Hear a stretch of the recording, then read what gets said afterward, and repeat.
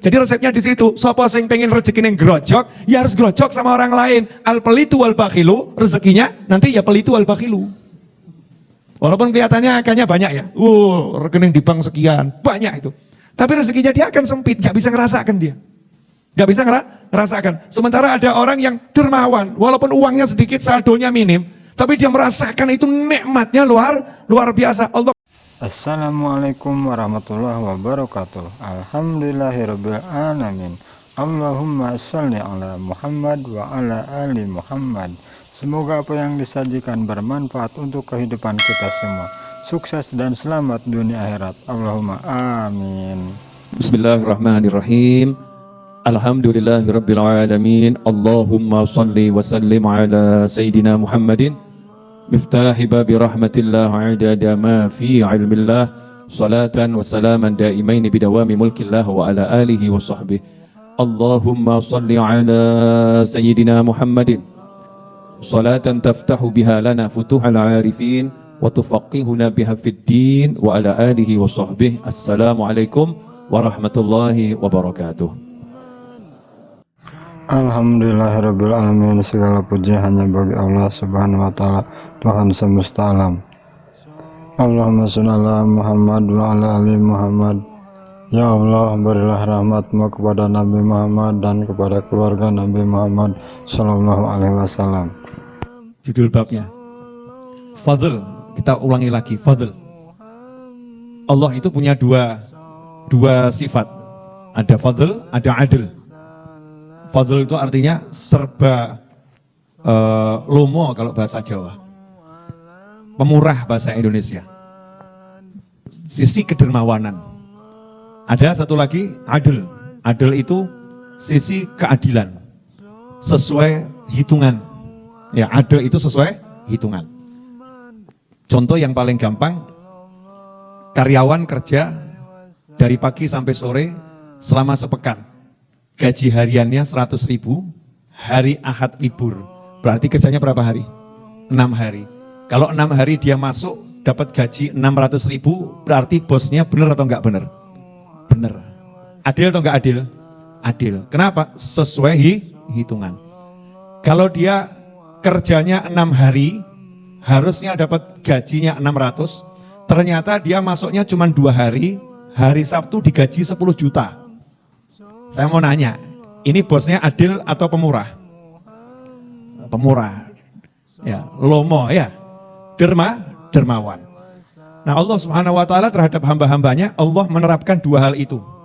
Ada yang diperlakukan dengan adil, ada yang diperlakukan dengan dermawannya Allah Subhanahu wa taala. Yang diperlakukan dengan adil, amal soleh 1 hasanah, 1 ya dikasih balasan 10 kali lipat. Itu adil. Sedekah dilipat gandakan sampai 700 kali lipat. Itu adil, sesuai janjinya Allah Subhanahu wa taala. Tapi kalau sedekahnya 10.000, gantinya 2 triliun.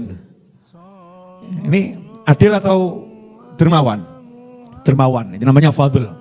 Ya namanya fadl, kedermawanan. Makanya untuk amal soleh, seperti yang udah saya bahas pekan yang lalu, tidak dikatakan thawab di dalam bab ini, pahala.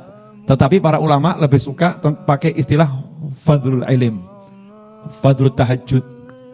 Keutamaan yang pahalanya itu nanti Allah ngasihnya bukan dari sisi keadilan, tapi sisi kepemurahannya Allah Ta'ala, maha pemurahnya Allah Subhanahu wa Ta'ala. Nah, di bab ini kita akan dikasih tahu bahwasannya Allah akan memperlakukan semua orang yang cari ilmu, semua orang yang mengajarkan ilmu, semua orang yang mau membantu orang-orang yang cari ilmu, Allah akan perlakukan dengan kemaha pemurahannya Allah Ta'ala.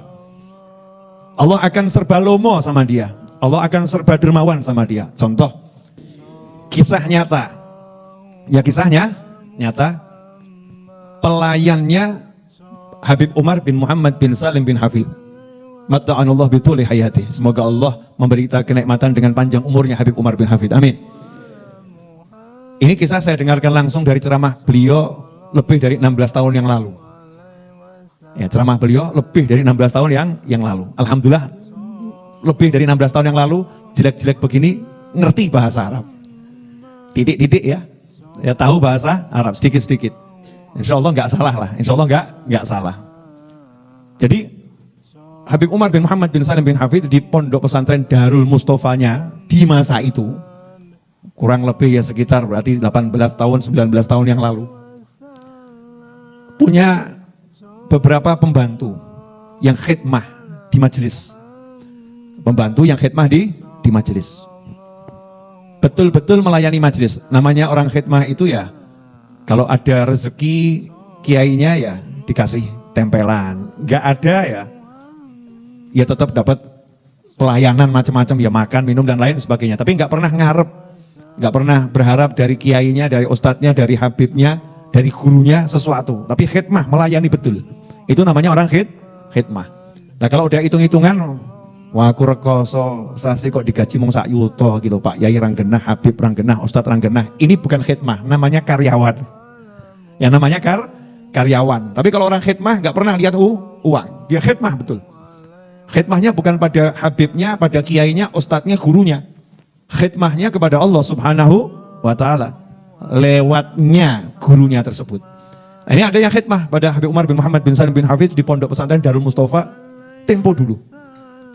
Salah satu pelayan itu yang khidmah meninggal dunia. Sedo bahasa Jawanya ya, sedo. Bahasa Jawa itu Masya Allah. Kalau ayam sedo ada enggak? Misalnya ada orang bilang ayam saya kemarin sedo gitu. Betul atau salah itu? Salah. Padahal sedo artinya apa? Meninggal dunia. Kalau mati?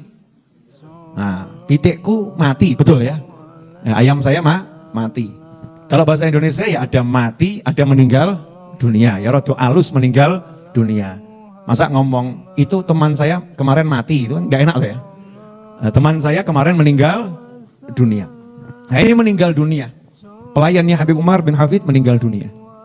Nah setiap pelayan itu kan rata-rata punya CS-an ya, punya sohib-sohib. Apa istilah itu? Ya teman itu bahasa biasa, ya rodo seru sedikit tuh. Partner itu terlampau keren Ustaz Yesus. Ya apa biasanya? Jangan terlampau tegang, nyantai saja. Yes, pokoknya punya tempat curhatan gitu ya. Yang biasa ngobrol, curhat. Karena setiap orang itu ada cocok-cocokannya. Walaupun di satu rumah gitu ya, satu rumah ada 10 orang itu nanti satu dengan yang lain punya cocok-cocokannya. Fulan dengan fulan, fulan dengan fulan, fulan dengan fulan, itu nggak bisa dipaksakan. Karena hati itu ada gaduannya tuh. Ada judulnya ya, ada judulnya hati. Yang dulu di akhirat itu satu kampung, ya satu wilayah tetangga, di dunia itu nempel ya gampang. Kalau di akhirat itu beda RT, di dunia ketemu ya rojok renggang titik. Baik, tapi nggak bisa klop ya, nggak bisa klop. Karena apa? Wilayahnya di akhirat berbeda, di alam ruh sana berbeda. Nah, ini yang CS-annya nih. Akrab sekali, meninggal nih sahabatnya, temennya sama pengabdi majelis meninggal dunia. Tentunya sedih. Nah malam harinya setelah dimakamkan nih, jenazah dimakamkan, malam harinya ini temen yang satu kamar istilahnya ya, yang ranjangnya jejer, mimpi ketemu sohibnya yang meninggal dunia tadi. Ketemu sohibnya yang meninggal dunia. Nah dalam mimpinya dia kaget karena temennya yang meninggal tadi biasanya pakaiannya ya pakaian pelayan. Tapi di alam mimpi kok dilihat pakaiannya pakaian pembesar, pakaiannya orang kaya raya, pakaiannya raja-raja. Ya, pakaiannya sultan. Kalau disebut sultan ini biasanya Sugi apa Sugepol? Nah, Sugepol, itu istilah sekarang gitu kan. Wah, itu sultan gitu. Kalau raja masih ya rojo. Sultan itu terkesan Sugepol. Ini pakaiannya pakaian sultan, pakaian raja-raja yang kaya raya. Dan wajahnya berseri-seri. Ditanya sama sahabatnya, gimana keadaanmu di alam kubur sana? Maka jawabannya temennya yang sudah meninggal tadi, saya doakan jenengan segera ya. Saya ojo bingung gitu ya. Segera bisa mimpi ketemu yang disayang yang sudah meninggal dunia. Entah orang tua, entah kakek, entah nenek, entah sahabat. Terus bisa ngobrol, nanya gitu ya. Piye kabare? Terus diceritakan gitu. Ya subhanallah, dijawab. Kamu jangan pernah meninggalkan pondok pesantren ini. Teruslah mengabdi di sini. Teruslah melayani santri-santri yang di sini. Karena santri-santri yang di sini, ini di Hadramut, di tempatnya Habib Umar bin Hafid, waktu itu ya, itu kan santri-santrinya banyak turunan Nabi Muhammad SAW dan turunannya ulama. Jadi yang nyantri selain itu keturunan Nabi, ada juga Bukan keturunan Nabi, tapi keturunan ulama. Jadi santrinya bukan sembarang orang. Nah, waktu saya meninggal dunia, jenazah saya ditaruh di masjid, katanya yang tadi sudah meninggal tadi itu dalam mimpi ya. Kalau nyata ceritakan ya medeni ya. Nah, dalam mimpi tadi, jenazah saya diletakkan di masjid di depan. Sampai sekarang saya tidak ditemui malaikat mungkar wa nakir, tidak ditanya perihal kubur. Loh, kok iso? Kok bisa kamu nggak ditanya? Iya, karena begitu jenazah saya diletakkan, kakek-kakeknya, leluhur-leluhurnya, santri-santri dan guru-guru yang ajar di pesantren ini semua datang nyambut jenazah saya. Kemudian semuanya itu bersof-sof menyolatkan saya, kemudian ngantarkan saya sampai kuburan. Ini rombongan arwah ya, Masya Allah. Rombongan ruh nih ngantarkan sampai kuburan dan ngomong sama malaikat, yang satu ini bersama kami, jangan kamu tanya. Wah, asik betul ya. Nah, terus bangun. Akhirnya ngabdi terus. Nah, inilah keutamaan yang diberikan kepada orang yang mau membantu orang yang cari ilmu. Orang yang mau melayani orang yang mengajarkan ilmu. Fadl, kalau dihitung mungkin kerjaannya nggak seberapa. Tapi ternyata dapat karunia Allah yang luar biasa. Urusannya di akhirat itu mudahnya luar biasa. Gara-gara apa? Apa hitung-hitungan 1 dibalas 10, 10 dibalas 100, 100 balas 1000. Bukan hitung-hitungan seperti itu. Tapi Allah menunjukkan karamnya, Allah menunjukkan pemurahnya, maha pemurahnya Allah subhanahu wa ta'ala. Sehingga enteng urusan akhiratnya. Nah, sekarang saya mau nanya kepada pemirsa dimanapun Anda berada dan teman-teman saya, sahabat saya di sini khususnya, saya mau nanya. Kira-kira pengen jadi orang yang diperlakukan dengan adil atau dengan kedermawanan?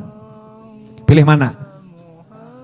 Itu di akhirat ada satu hamba Allah dari Bani Israel meninggal dunia, diceritakan Nabi Muhammad SAW. Kemudian di alam akhirat abid Bani Israel. Jadi abid itu ahli ibadah luar biasa. Dulu Bani Israel tidak dapat julukan abid kecuali kalau sudah ibadah 1000 bulan. 1000 bulan di atas gunung masuk gua ibadah terus, itu baru dapat nanti julukan abid. Kalau sekarang sarjana S1 kuliah 4 tahun ya lulus baru S1. Nah, ini 1000 bulan. 1000 bulan itu lama atau sebentar? Lama ya. 1000 bulan ada di musola tertentu ibadah, baru nanti dapat pangkat abid. Nah, di Bani Israel ada abid yang ada ibadah luar biasa. Di akhirat sama Allah Ta'ala diperintahkan masuk surga. Masuklah surga berkat kemurahanku, berkat rahmatku. Rahmatnya Allah, sayangnya Allah. Itu bagian daripada kedermawanan ya Allah Subhanahu wa Ta'ala. Abid Bani Israel ini kemudian protes, ya Allah, jangan bilang berkat pemurahanmu, berkat sayangmu ya Allah. Mau saya di dunia ya rekoso. Di dunia ini saya ya ibadah. Untuk jadi abid ini kan butuh ibadah 1000 bulan saya. Lama ibadah. Jadi ya sebutkan kalau saya masuk surga ya berkat amal saya. Nah, ini rodok ngeyel ya. Terus mlebu swarga tinggal bledeng aja ngeyel. Namanya juga Bani Israel. Ya, Bani Israel memang unik. Ya unik. Ya, subhanallah. Allah berkata kepada malaikat, malaikat, kalau begitu coba dihitung itu. Seluruh ibadahnya dibandingkan nikmat yang kuberikan pada sebelah matanya, kira-kira cukup gak untuk bayar syukurnya itu cukup gak? Kalau belum cukup masuk ke neraka. Itu ditimbang seluruh ibadahnya dengan nikmat sebelah mata, baru sedikit saja nikmat sebelah mata, ternyata gak cukup untuk bayar syukurnya nikmat sebelah mata. Kata Allah, malaikat masukkan dia ke neraka. Langsung abid Bani Israel teriak, ya Allah, udah kalau begitu berkat rahmatmu saja ya Allah. Gak usah pakai hitung-hitungan, masukkan saya ke dalam surga. Nah, pertanyaan saya, kira-kira Anda, saya, kita pilih sisi kedermawanan Allah apa mau hitung-hitungan? Ya makanya jangan sok hitung-hitungan sama orang. Siapa yang suka berhitung sama orang, Allah akan berhitung sama dia. Ini ibu-ibu nih, rungokno. Bu, dengarkan ya Bu. Jangan suka berhitung sama suaminya ya Bu. Sing lanang ya podo. Dengarkan. Suami-suami nih, jangan suka berhitung sama istrinya. Kamu tidak tahu, aku sudah dari pagi keluar sampai malam ini cari nafkah demi kamu. Kamu tengok-tengok neng omah, tok nunggoni anak ngono kok ruwet. Masya Allah. Ada enggak suami model begini? Ya mudah-mudahan enggak ada. Nyatanya diem semua kok. Ada pula istri yang modelnya begini. Kamu jadi suami enak, keluar kerja, jalan-jalan, keliling sana, keliling sini, mutar-muter tok. Aku kilo ruwet ngadepi anakmu. Ngurusi anakmu itu susah. Satu aja susah apalagi 10, Masya Allah. Coba kamu jadi aku. Nah ini hitung-hitungan.